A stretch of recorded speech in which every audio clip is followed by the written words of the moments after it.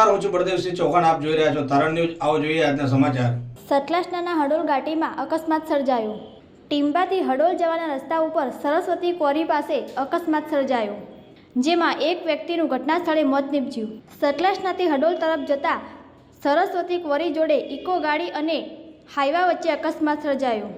આ અકસ્માતમાં કનેડિયા ગામના બીએસએફ રિટાયર્ડ પરમાર સામંતીનું ઘટના સ્થળે મોત નીપજ્યું હતું અને અન્ય ઘાયલ વ્યક્તિને સારવાર અર્થે 108 મારફતે સતલાસના સિવિલમાં ખસેડવામાં આવ્યા હતા.